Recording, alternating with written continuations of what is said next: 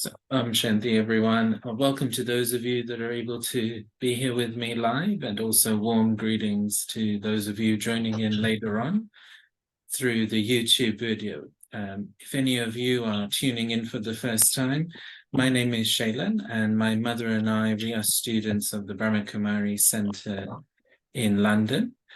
In my day job, I work as a professor of public management, but we have been teaching and learning Raj Yoga for the best part of 40 years. And so what we like to do is to meet with other students of the Brahma Kumaris and just go into some details and depth of our daily teachings. Hopefully most of you are connected with a local BK center. If not, you're always welcome to contact me and I can try and signpost you to a local center. It's always hard to know where the video goes out and who's viewing it. So if any of you are listening to this and then are interested in knowing more, if you don't know what we're referring to or the depths and details of what we're referring to and would like to know more, then there are BK centers all around the world that you can connect with, and also in your native languages as well. So do get in touch. And those of you tuning in regularly, which I know many of you do, and some of you develop the courage to then message me after a while, and you tell me, oh, I've been watching for years, but I'm messaging for the first time. So it's always great to know that we're connecting with all of you and that we're all thinking about the same things. And I think I can recall 30 years ago when we all began reading the same, morally on the same day. And I think that that really helps our unity, doesn't it, as a global BK family. So it's really great that we're able to then also churn together. So all of you as well are most appreciated, even if you're not able to be here live. So very warm welcome to those of you with me now. And I wonder if any of you would like to get us started with a topic or a churning or a question, anything you'd like to share. Shanti, my only request today is that we do some world meditation because of what is happening throughout the world right now, and things are getting darker and darker. We have been told this, and Baba said things will be fearsome. There are those who would leave their bodies in fear, and we're seeing it happening now. So, before we finish, if we could do some world meditation, just with people around. Yeah, let's do that. Let's have the final 30 minutes as a meditation commentary. Yes. Because we have a local brother in Israel now. They can't come out, they can't leave, nothing is coming, nothing is going. So it's hard, it's really gruesome. Yeah, absolutely. I think all of us have grown up with that region being in the news all the time. I was mentioning to all of you a few weeks ago that I visited Belfast. And so if you think back 30 years, our news was filled, I think, with these two places, wasn't it? What's going on in Northern Ireland, what's going on in Israel and Palestine. And then you go back a few years before then, and I think there was a lot around South Africa and apartheid.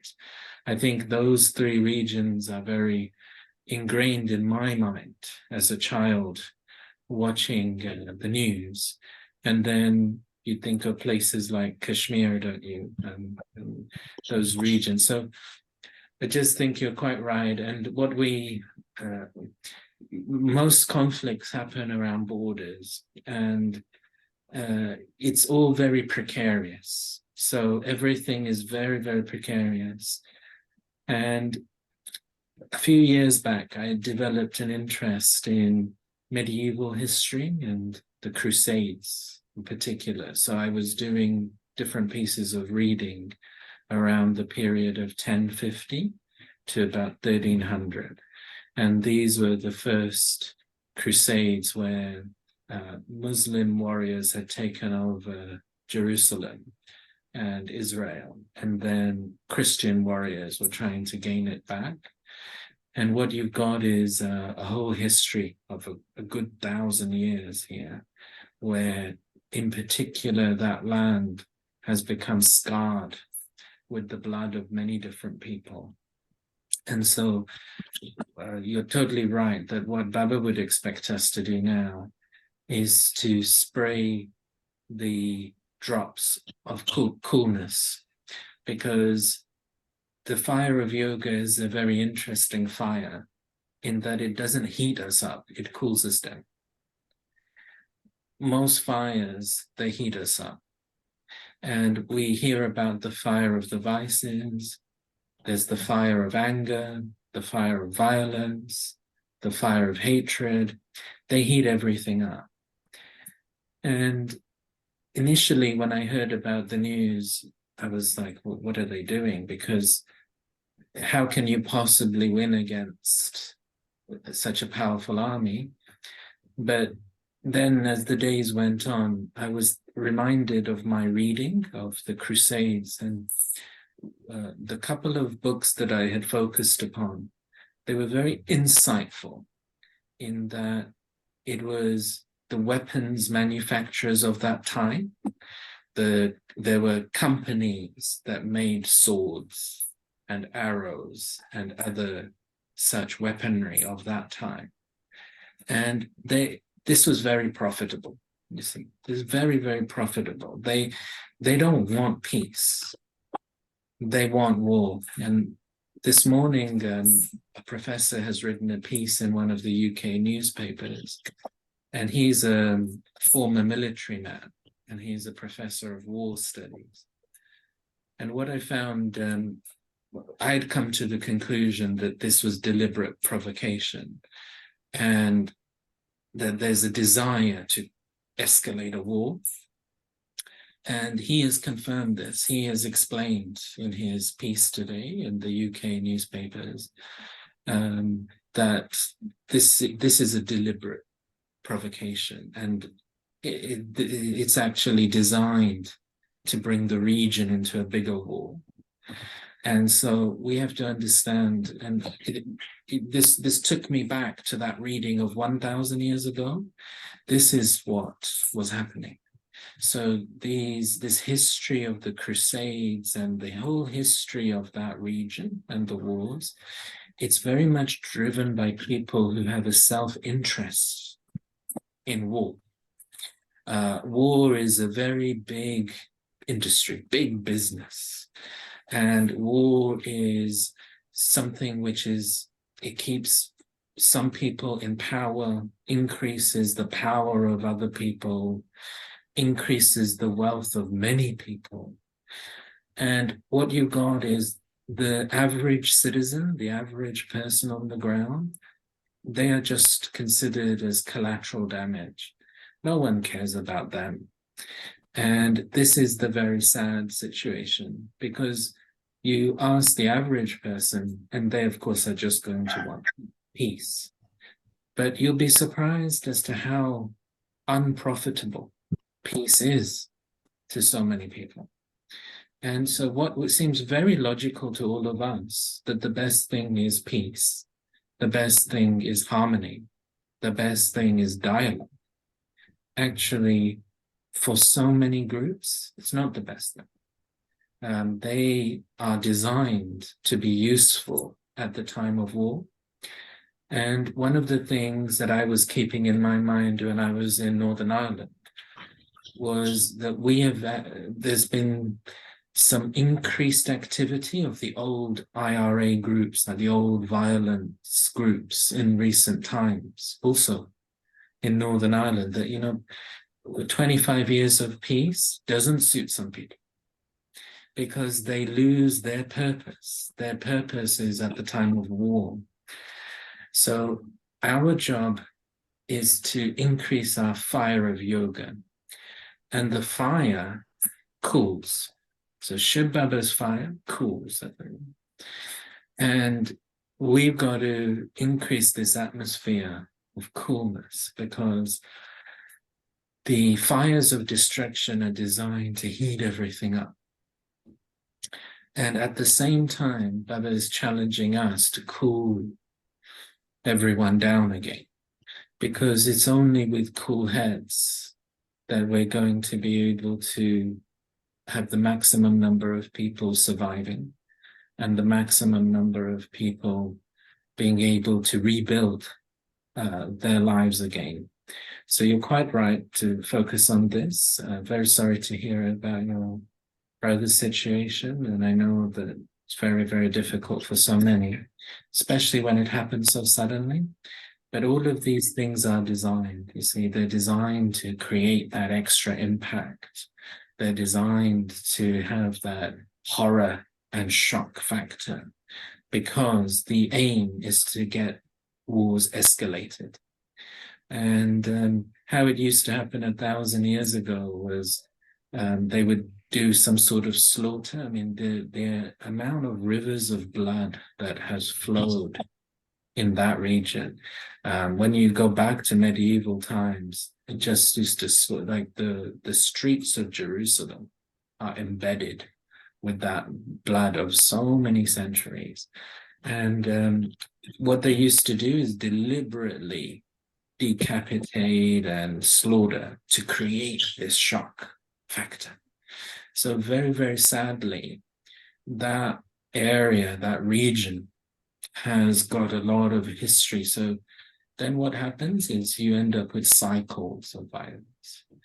And what, of course, you see, we know with the knowledge of the soul is going nowhere. You have got to get into violence, kill each other. You just keep taking rebirth with that same hatred and that same violence. The soul takes good and bad sanskars with it. And so Baba is talking to us, isn't he, about eliminating anger, eliminating hatred. Don't take these sanskars with you, because all that happens is you go round and round. So it's very, very sad. You got these regions where it looks like souls die in violence, then take rebirth again, and then they grow up and they got the sanskars of that hatred. And then the second thing I was thinking about was how we have like generational sanskars that we pass down to the next generation as well.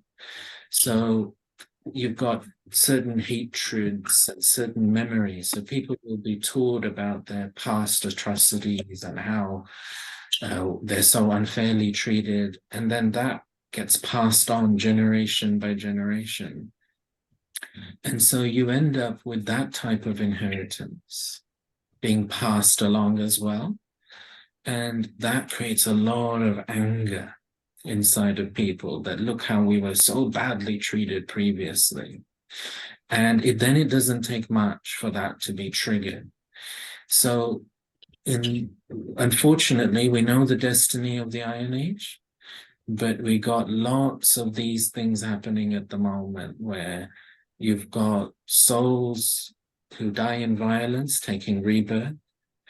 And then you've also got this passing down of the cultures of hatred and sort of it's like the anger of the past is just acting like a shadow, really, that's just constantly over certain communities. And so Baba teaches us that for ourselves, we're going to have to put a full stop to the past. We're going to have to eliminate anger. And something that Baba was saying to us in the bold messages on Thursday was that you're going to have that peace inside of you. And you're going to have that happiness inside of you. So as we look at all these things, we Brahmins have to examine ourselves. Because if in my life, I still have resentments, I still have dislikes, I still have anger, or any type of trauma from the past, as an ancestor soul, today's blessing is very deep, and it's this awareness of being an ancestor for the whole of humanity.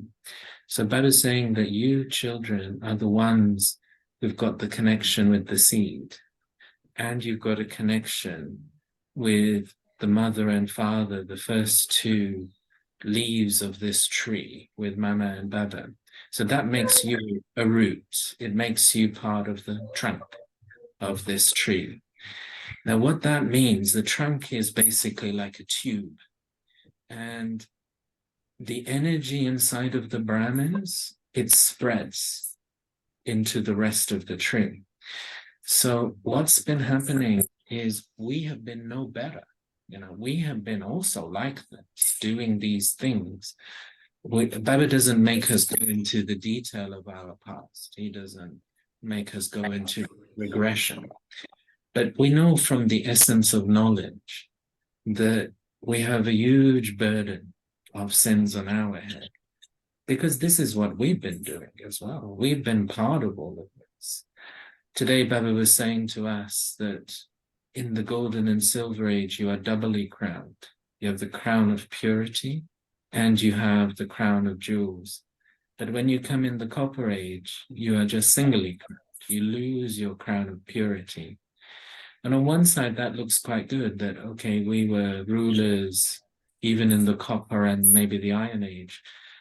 But on the other side, being a ruler means getting involved with all these wars, doesn't it? I mean, rulers are warriors, aren't they?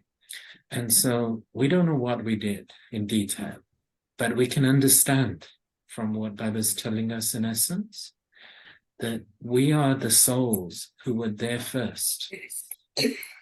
This is what it means to be the trunk of the tree. That these souls, most of these souls, they come later in the drama.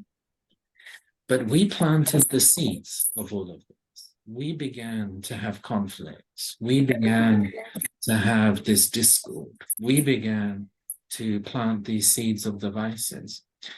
And so the way I think Baba looks at it is the souls coming after us, it's their fault less.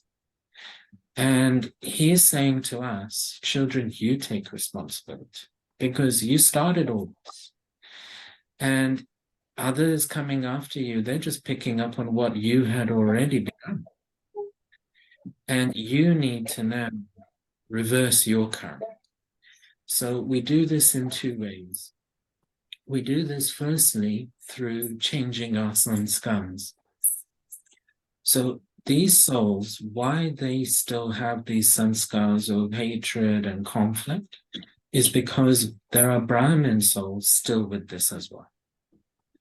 It's only when all of us Brahmins have eliminated these sanskars from inside of us, we are no longer using them. Last Sunday, Baba was talking to us about being a child and a master. And he was asking us, have you got that ruling power that you're no longer using Ravan sanskar? Those are the sanskars you acquired since the copper age. They're not your original sanskars. But the more you keep repeating something, it becomes yours, doesn't it? It becomes normal. Then you begin thinking, this is my nature.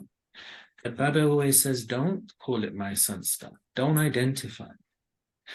Identify with your original purity and peace and love. And then you begin to actively work against the Ravan sanskars that have become normal for you. You've got to work against that. So we use the power of knowledge and we use the power of yoga to work against our negative sanskars and empower and utilize those original pure sanskars. So as that process continues and the Brahmins eliminate this from inside of our own behaviors, it will send a vibration to all souls to also stop.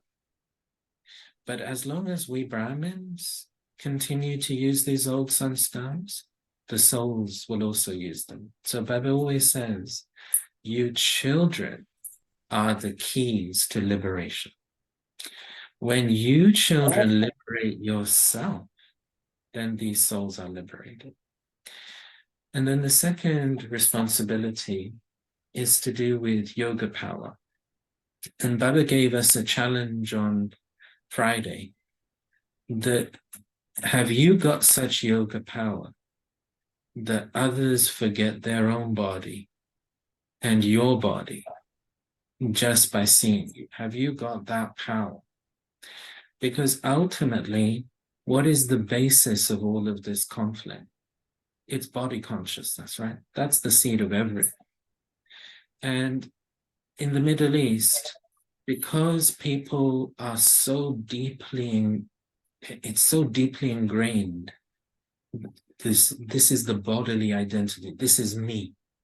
This is the group I belong to. And once you have this body consciousness, then other souls, they are outsiders, they are strangers, they are enemies, they are opposition.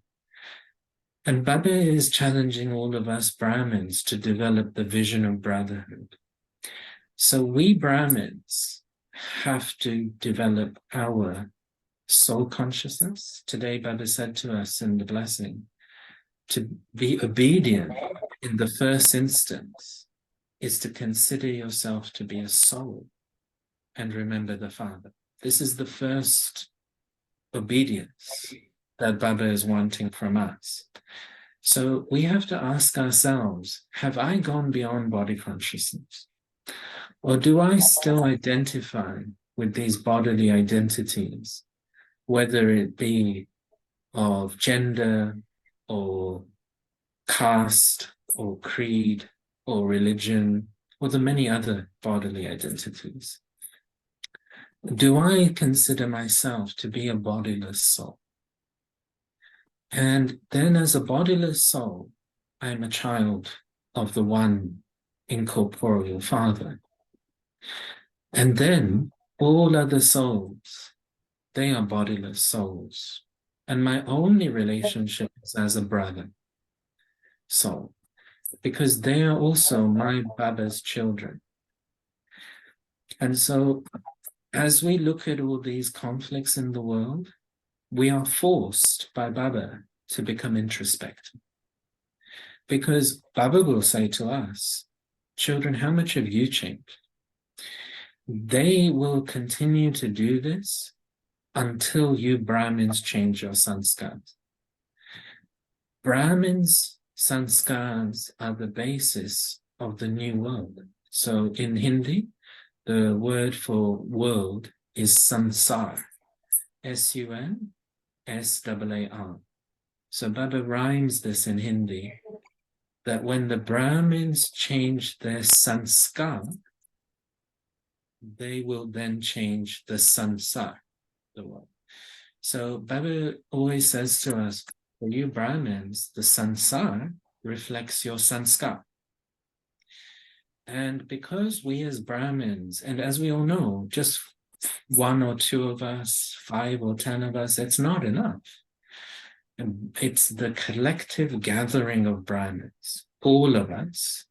But of course, we can't make effort for each other. We all got to do this individually and make our own individual contribution to change ourselves. So Baba will say, child, how much have you changed? Have you become constantly soul conscious? Have you forgotten the body conscious identities?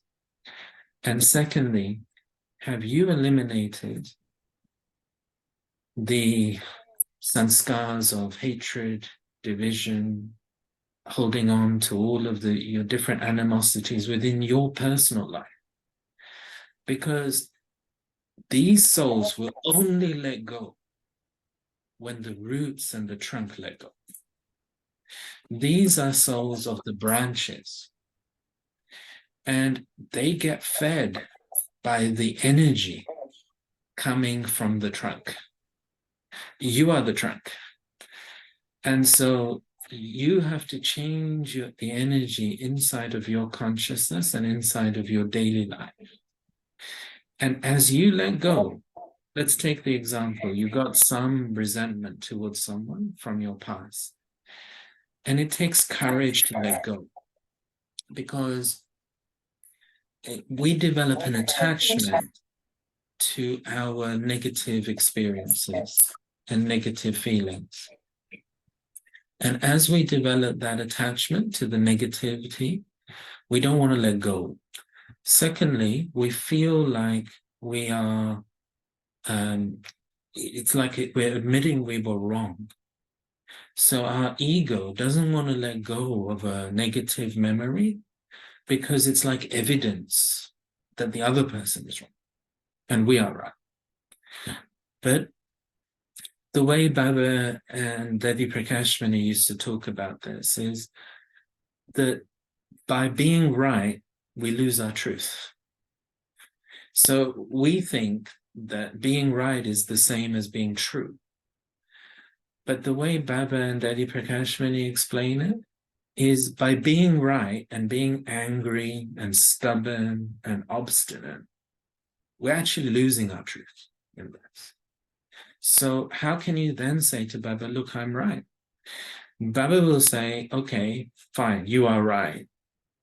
But you both have to change. So you do your changing.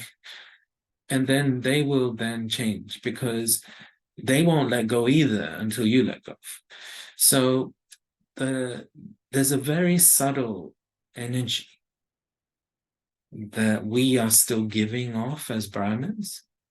And so Baba keeps saying to us that you are prolonging the irony.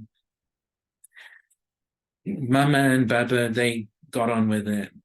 They changed very quickly. We've seen our senior daddies, they completed their efforts, they changed themselves.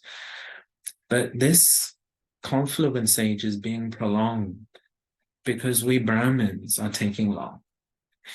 And we can be careless and we can say, well, we're quite comfortable. But Baba is looking at all of these souls that are suffering and he feels a lot of compassion and mercy. But he can only try and keep motivating us because until the roots and the trunk of a tree change, the rest of the tree doesn't change. So he works on us. And this is why, looking at these scenes of the world, Baba said to us on Thursday that these are like the bells warning you. It's like something is happening, like before a earthquake is going to happen or a flood is going to happen, they ring like a bell, look, evacuate, get on with it. So Baba is saying these are bells, right? Much worse is coming. Climate change has hardly even begun. Yeah. So imagine all of this happening and the climate change happening and all other things happening. And so Baba is saying that his notice is that a bell rings and we become alert. And then it dies down again and we become cared. And he is expecting consistent intensity. So looking at this, let's remember we got to develop a stage of constant yoga. And all of our small-minded hanging on has to go. It just can't, it just isn't acceptable for us to justify resentments and justify sorrows and justify not forgiving and justify not forgetting, because we are prolonging the irony by doing this, and that's not acceptable. So thanks for starting us off with those points. Would anyone else like to come in?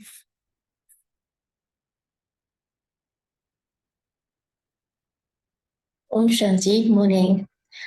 The last few days in particular, I have been thinking of how fortunate we are to be Baba's children.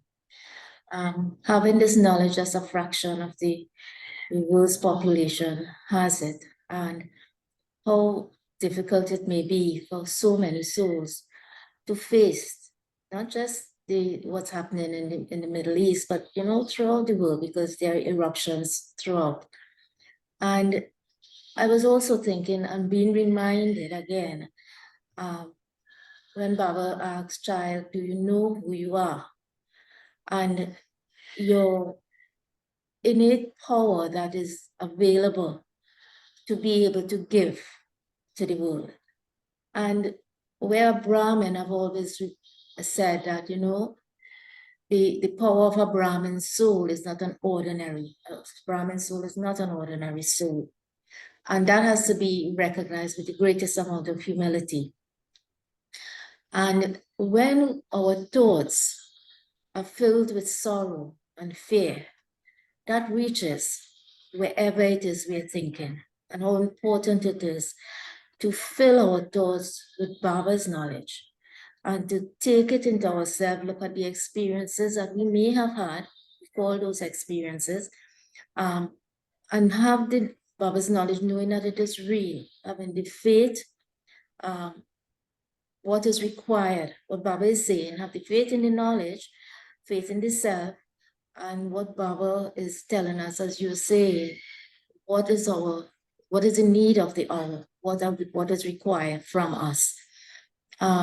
While things may happen, what we say suddenly, but we know it will happen. And as you're saying, it will intensify, it's going to get worse. And the consistency is required. So what that does is it builds my strength as well. So I have to, at this point, recognize within myself where I am, where my strength is concerned. What do I need to do? Is it sufficient? Do I need to build? What do I have to do to build that?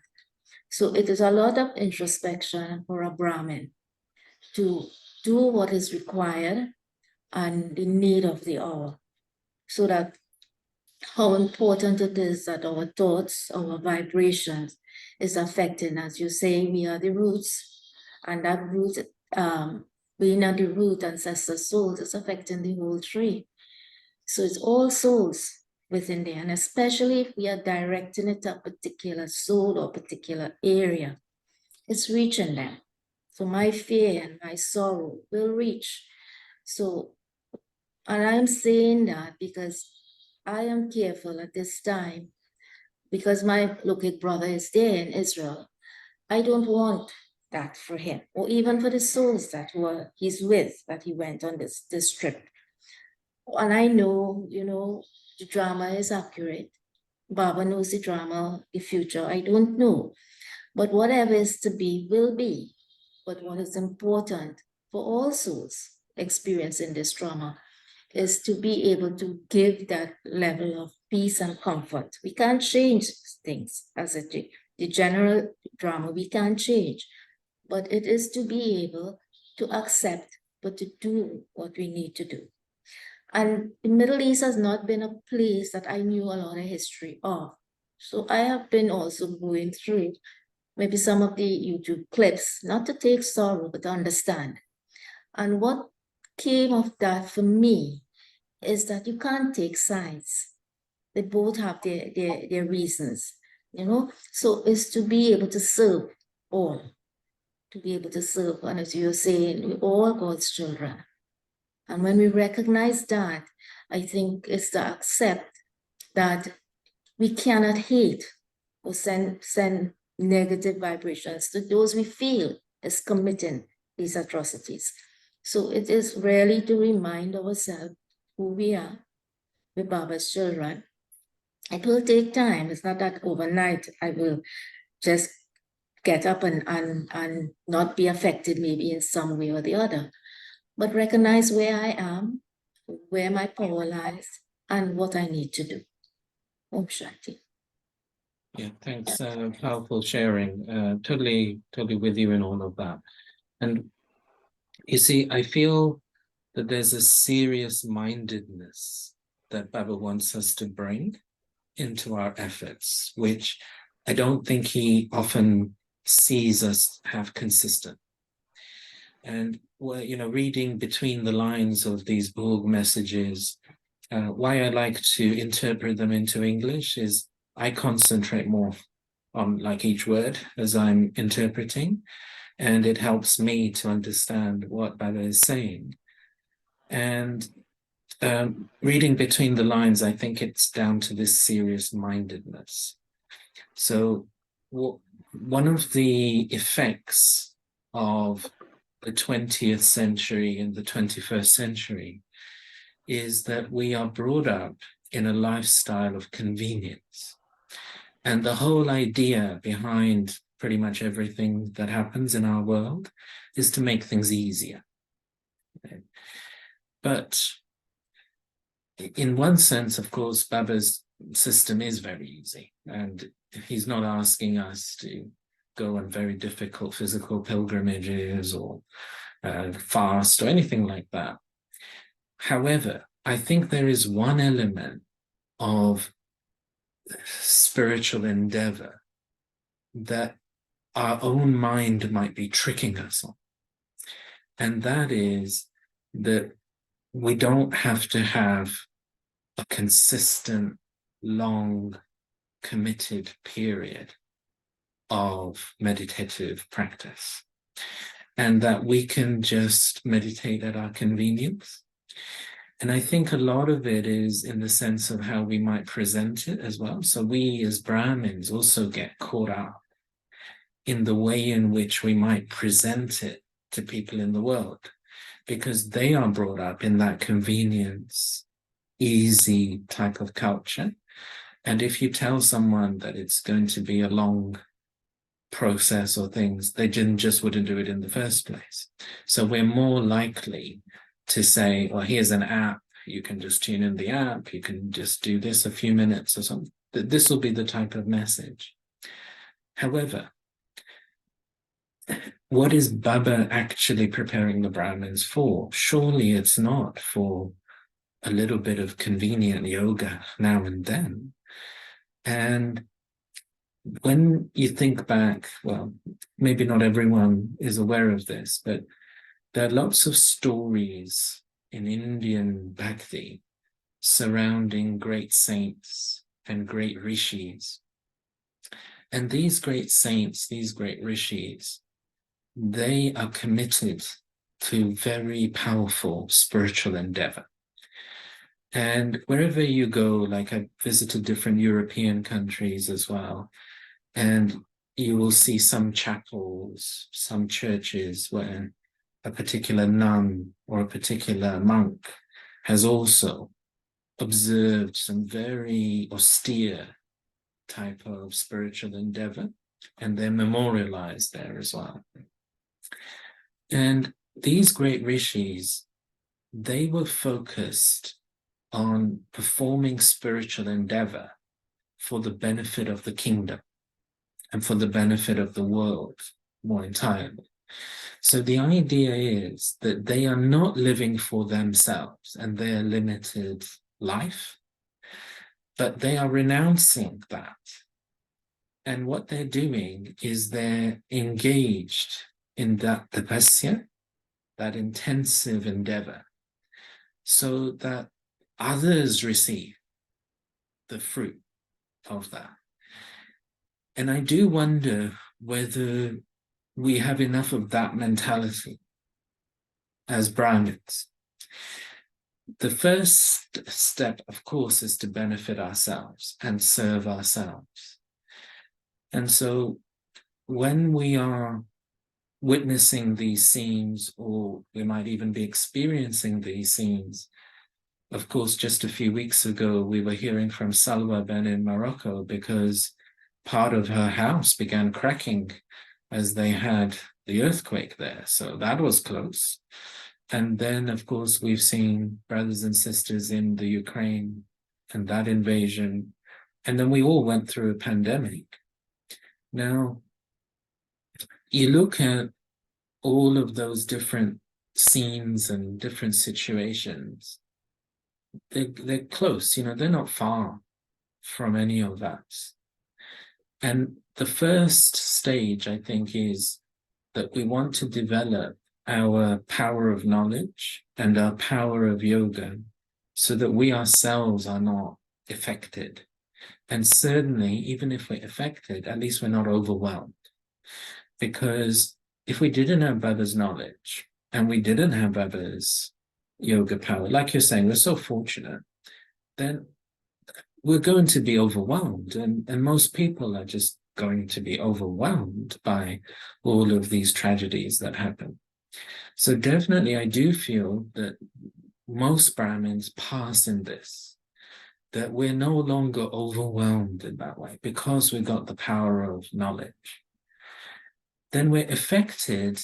That is variable, I think. And that's a lot to do with the power of knowledge and the power of yoga, and everyone's yoga being different. I think there's still probably too many BKs, so I'm missing Amrit Vela.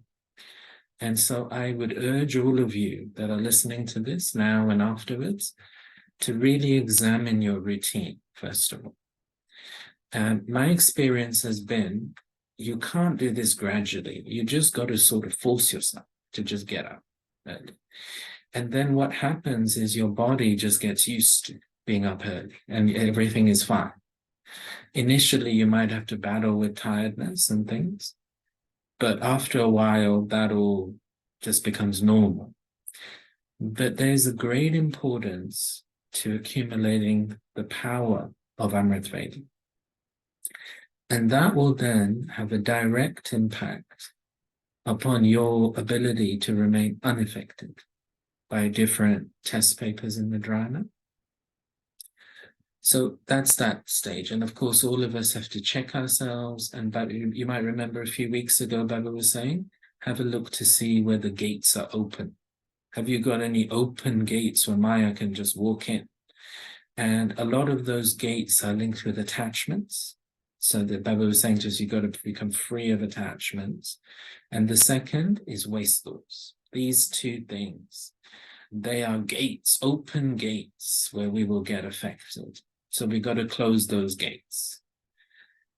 But then I'm asking myself, because for me, those things should be there. Now, what do I have to do? And I'm very much feeling that Baba's expecting me to become a Raj Rishi. So you'll hear in the Murali that Baba, first of all, he says, you've got to become Brahmins. And when Baba says become a Brahmin, he's talking about following Srimad in your lifestyle and in your routine. So inculcating the purity, the pure food, the Amrit Vela, and the morning Murali. These are the things that make us Brahmins. Then he will say to us, become Raj Yogis. And that's where we are trying to put the Murali into practice each day. And we're trying to develop our yoga through the day. And we're increasing our yoga power and our connection and deepening our connection with Baba. But then there's a third level. And you'll hear this term where Baba says, you've got to become the Raj Rishis. And this is where I'm challenging myself. So it's a little bit linked with what Baba was saying yesterday in the Murali, that have you got the yoga power where you can make others bodiless? So this is a siddhi. A siddhi means a spiritual capability. And these siddhis are mentioned in Hinduism a great deal. And let me give you some examples that Baba mentions in the Murali. He tells us that in the Golden Age, you're even able to have children through the power of your thoughts. Like the couple, they both have the same thought at the same time. And that can begin. Now that's a siddhi. So the yoga you're having now, it's going to give you this spiritual capability in the Golden Age. Baba says there's no untimely death in the Golden Age. That's a siddhi. Baba says there are no accidents in the Golden Age. That's a siddhi. Baba says to us that even the weather is in order. It'll be like spring in the daytime, and it will only rain at nighttime. You will control the weather. That's a siddhi. And so these are all examples. There are others, but these are some examples of siddhis. Now, what he says to us at the confluence age is you should be able to develop the power of your mind, where you can sit in one place and distribute Baba's powers to souls in another place. And we read Murali on that a few weeks ago also. And he says, I've given you this third eye. And this third eye, you've got to, through the power of yoga, make it clear. Because you have the capacity through that third eye to experience the soul world, experience Bapdada, experience the angels, experience the golden age, and you're able to give others that experience. So this is what Baba was saying. You'll be able to make others bodiless. Now, these are the features of a Raj Rishi. You see, so as we do our endeavoring, so we've got to clear now our past sorrows and traumas and all of that. So as I've shared with you previously, I worked on that for many years, and I think I'm now reaching a point where there's not much, like in my subconscious mind, and certainly of this life, hard to know about past lives, but certainly I'm not feeling like before. It would be like a big drive of emotion or feeling or that can overwhelm. But I'm not feeling that so much now. And probably what all of this work with Baba, it's probably worked. And there's a lot of cleaning. So Baba was saying to us yesterday and today, you've got to remove the alloy. So probably a percentage of my alloy has gone. And Baba says you've got to reach from Iron Age to Copper Age to Silver Age. So he says that as the alloy is removed, you haven't got that iron alloy anymore. Your copper alloy is also just reducing and reducing and reducing like that. So now I very much feel that I have to give siddhis to the world. So I have to challenge myself that can I develop the yoga power so that other souls can gain the fruit, the spiritual capability of the yoga. And this is how my understanding of a Raj Rishi, that I have to sit in one place. The rishis, they just sat in their ashrams in the forests, and they benefited their entire kingdom or the world at that time through this. And there's one Murli where Baba explains that these rishis, they were very, very powerful. They were still able to have pure births, even at the beginning of the Copper Age, when you had lost your capability. So this is very early rishis. And they were Sato Pradhan. They'd come fresh from the soul world. And by this time, you are half a cycle old. And he describes how you were the kings living in the cities at that time. You'd lost your crown of purity. And from their forest ashrams, they had such a magnetic energy that you could feel the vibrations of their yoga, their spiritual endeavor in the city. So he describes how you as kings at that time went on searching into the forest for that. And you made them your gurus at that time. And this is how the division between religion and ruling and governance, it begins. So Copper Age is the age of duality, where these things separate because you lose your purity. And these souls, they got their purity. They've got their spiritual power, and you lost yours. And so you're looking for it again. And there are many kings like this as well, particularly the early Buddhist kings. Baba mentions some of them like Gopi Chand in the Murli as well. And these are followers of the founder of Buddhism. And his name was Prince Siddhartha. And he renounced his kingdom to become a monk. So these early Buddhist kings, they also did the same. They ran their kingdom for a while. And you hear this in the Murli as well, that Baba says that when you were Rajo Pradhan, then at that time you used to retire and hand over the kingdom and just focus on your spirituality. But now no one retires, right? No one gives up anything, right, up until the end. So it's Tamo Pradhan. And even these kings, they went and became like rishis in their retirement. So Baba says to us, you are Raj rishis. So he says, Don't give up your families. Don't give up your responsibilities. But while living in your household, show what it means to be a rishi. And not only have enough yoga for yourself, but develop a quantity of yoga that it becomes like an energy pool for, first of all, your locality. And then if you can grow that pool, it can benefit your country. And if we grow it more, it can then benefit the world. So I personally challenge myself on two things. Firstly is for all the BKs. So I say to myself, if a BK is experiencing an obstacle, either in their self-effort or in their service, this is because I'm not having enough yoga. Because if my yoga was powerful enough, no BK should have any obstacles.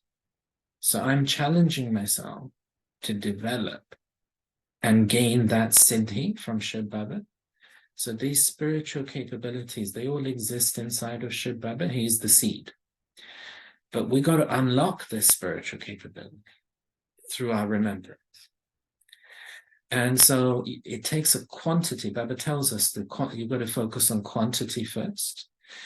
And then as your quantity builds up, your quality also grows.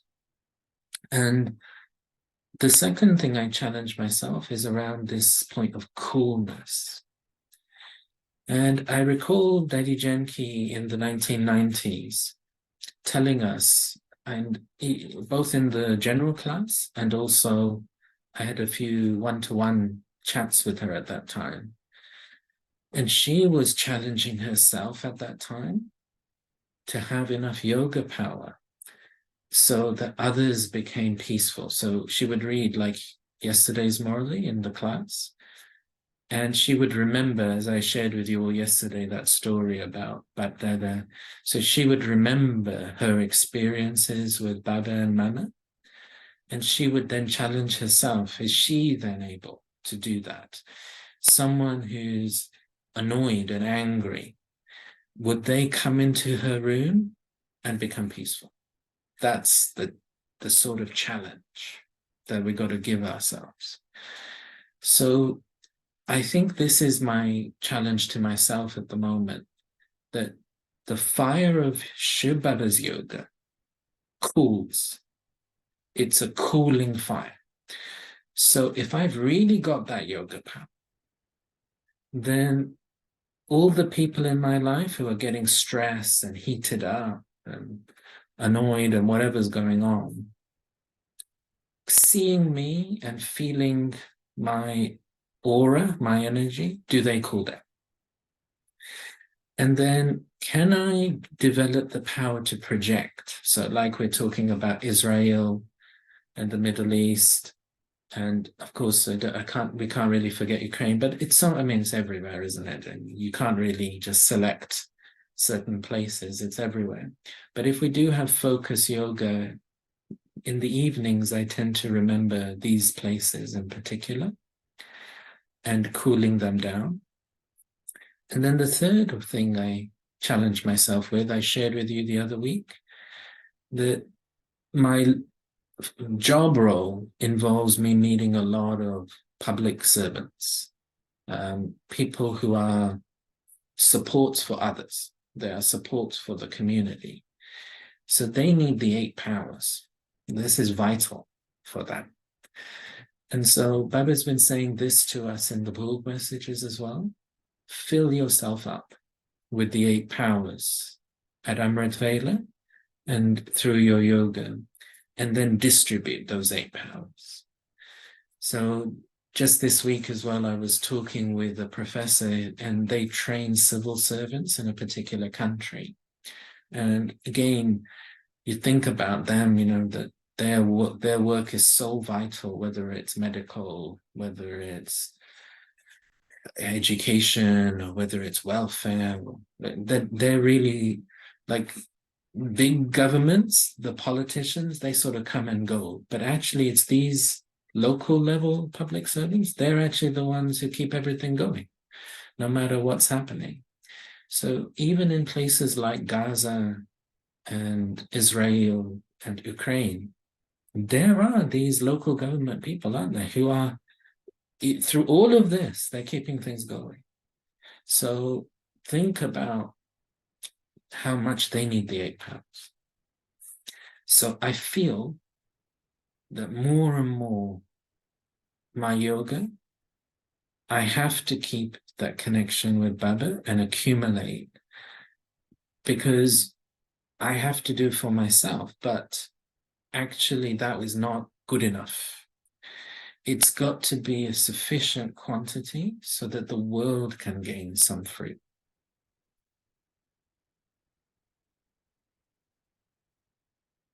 Anyone else like to come in?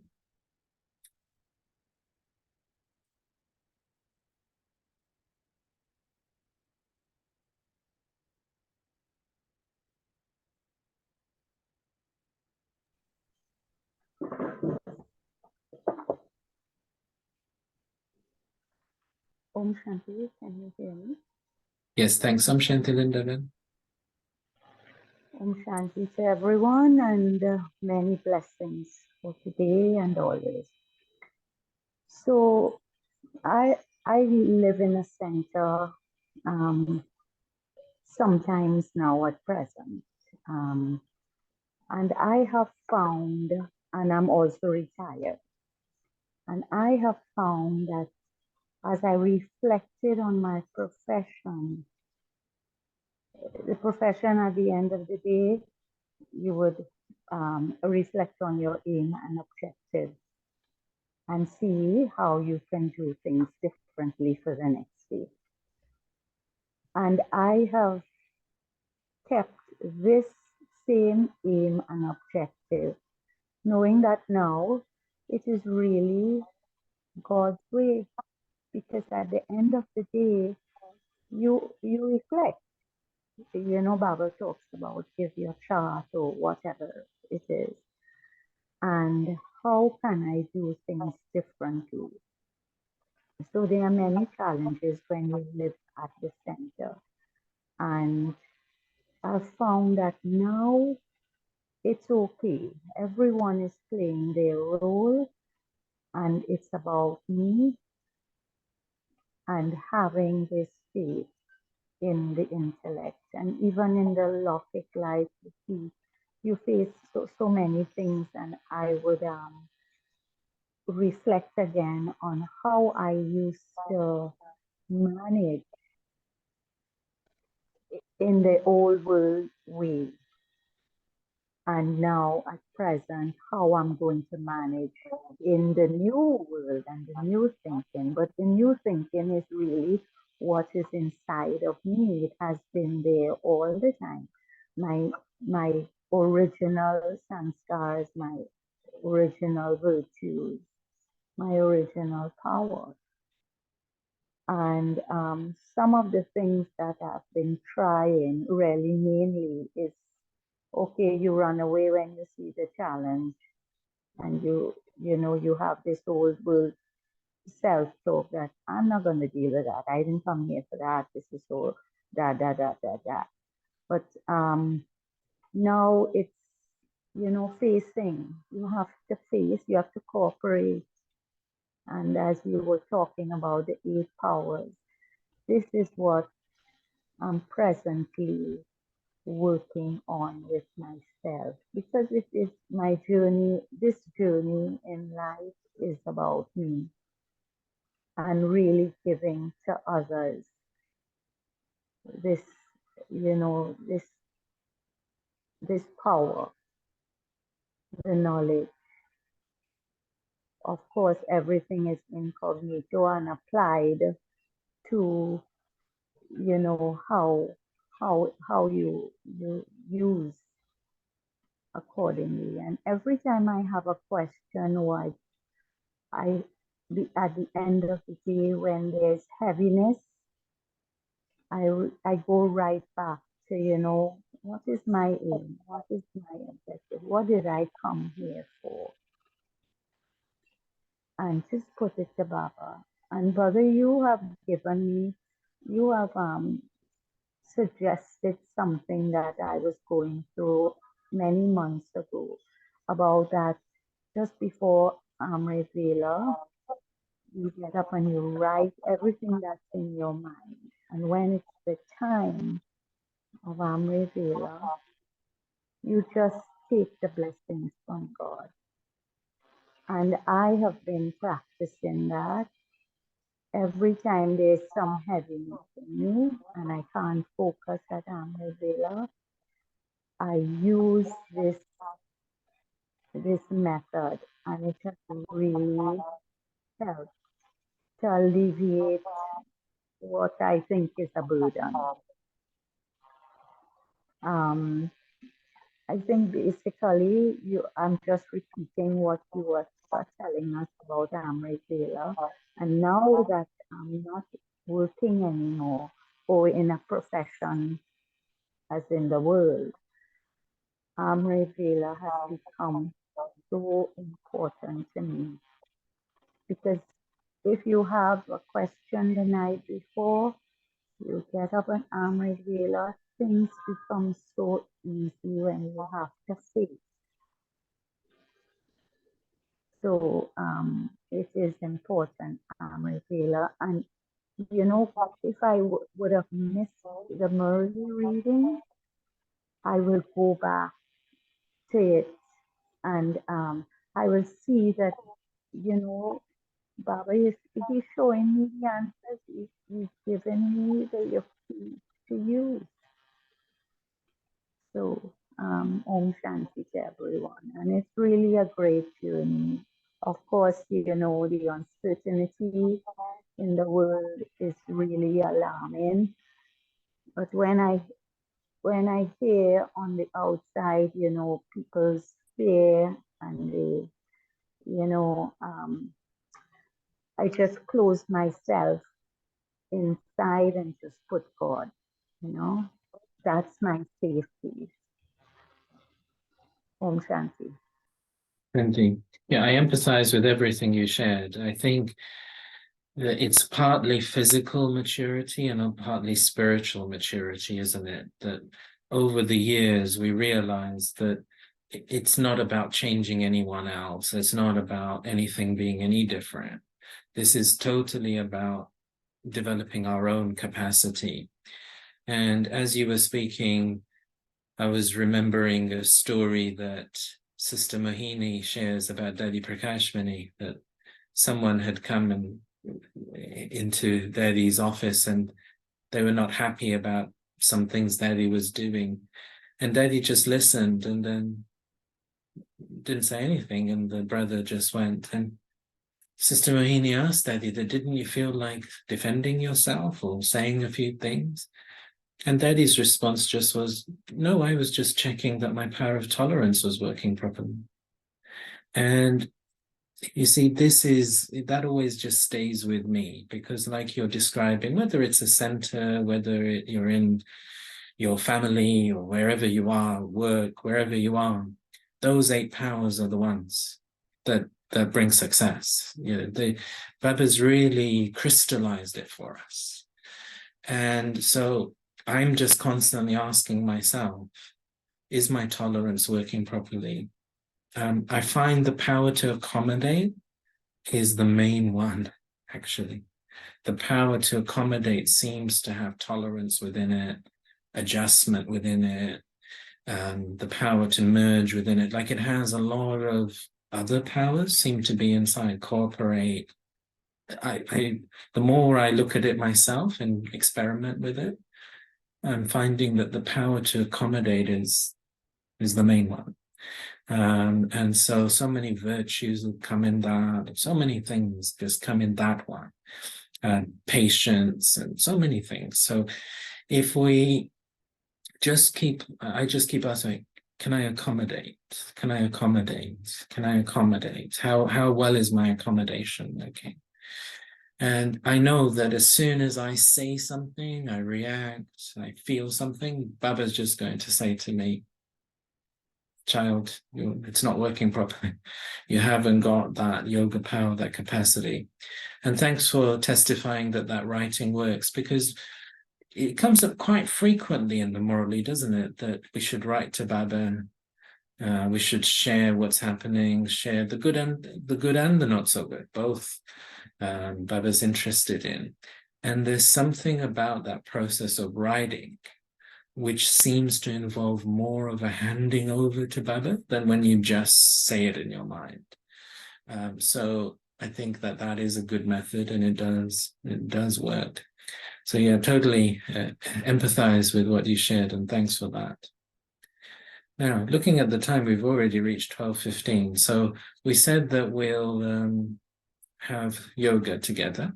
So let me stop the chit chat now, and I'm going to stop this recording and then re-record just the meditation commentary bit, because that we had a request for that.